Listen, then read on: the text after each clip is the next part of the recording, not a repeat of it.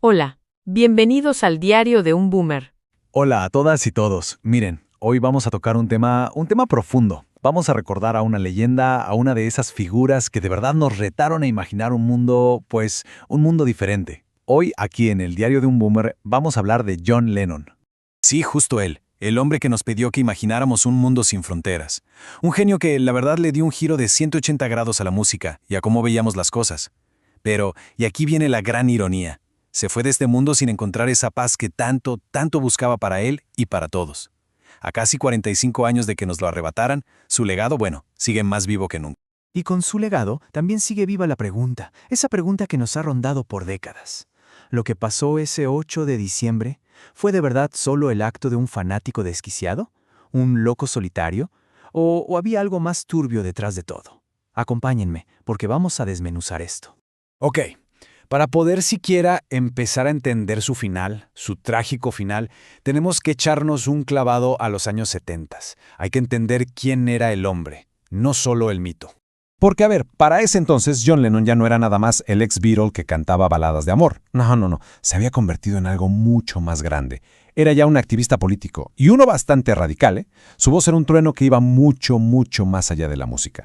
O sea, piénsenlo, desde aquellas famosísimas Encamadas por la Paz con Yoko, que eran todo un performance mediático, hasta sus críticas directas sin pelos en la lengua contra la guerra de Vietnam. Lennon se volvió, literalmente, una piedra en el zapato para el gobierno de Estados Unidos. Un dolor de cabeza, pues.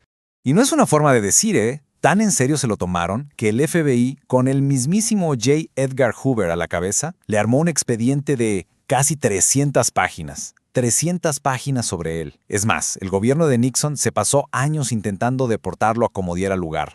Y aquí está la clave de todo. No lo veían como un artista, no. Lo veían como un líder peligroso. Alguien que con una sola canción, con una entrevista, podía movilizar a millones de jóvenes. Lennon ya no era solo un músico. Para el establishment, para el sistema, era una amenaza real, una amenaza directa. Y es justo aquí es donde la cosa se pone mucho más oscura, donde empezamos a entrar en un terreno pantanoso, lleno de preguntas que, hasta hoy, siguen sin tener respuestas claras. Por un lado tenemos la versión oficial. Mark David Chapman, un lobo solitario, un fan obsesionado, que simplemente apretó el gatillo. Pero por el otro está la duda de toda una generación, nuestra generación. La duda de si detrás de todo esto no había también motivos políticos.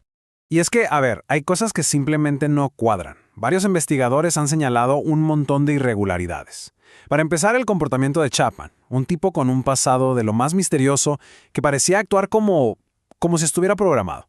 O sea, ¿quién le dispara a su ídolo y se queda ahí súper tranquilo a leer un libro? Raro, ¿no? Súmenle a eso que Lennon justo estaba por volver con todo al activismo. Y la cereza del pastel, lo más inquietante quizá, la vigilancia del FBI, que era súper intensa, de repente, convenientemente, paró, justo un poquito antes de su muerte. Puras coincidencias. Miren, seamos claros, nunca se ha probado una conspiración. No hay un papel que lo diga. Pero todas estas extrañas circunstancias, todos estos «y sí», siguen ahí alimentando las sospechas. Y la pregunta, pues sigue flotando en el aire. ¿Fue el acto de un loco? ¿O fue, en realidad, una ejecución encubierta? Pero bueno, dejando un poco de lado las teorías de conspiración, hay otra verdad, una que es quizás hasta más conmovedora, y es la gran paradoja que fue la vida de John Lennon. Exacto, el mismo hombre que le pedía al mundo dale una oportunidad a la paz, por dentro era un alma en guerra, un hombre en constante conflicto. John luchó, vaya que luchó toda su vida con los fantasmas de su infancia, con una ira que a veces lo desbordaba, y ni se diga con la presión brutal, inimaginable, de haber sido un Beatle. Y vaya que la buscó, ¿eh?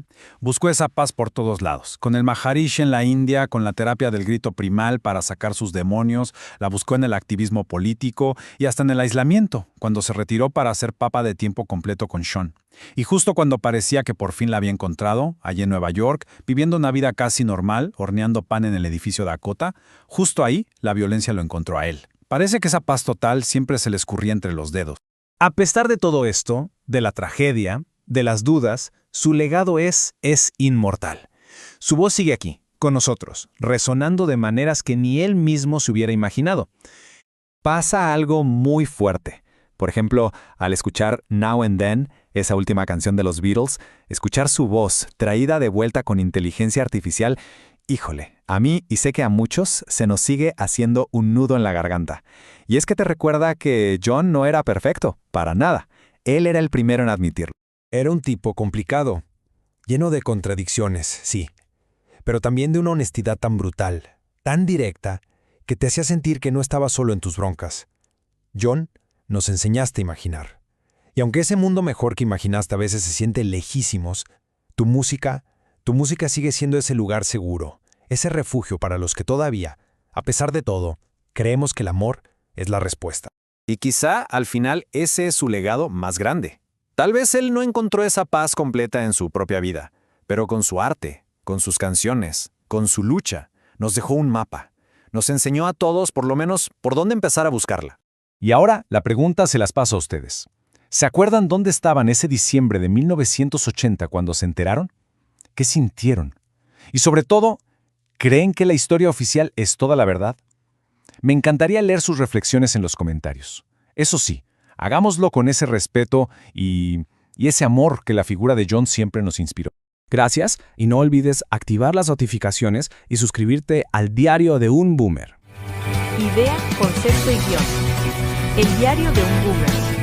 Agradecimiento especial a Notebook LM por la generación de las voces y los gráficos. Si te gustó este video, seguro te va a encantar este otro.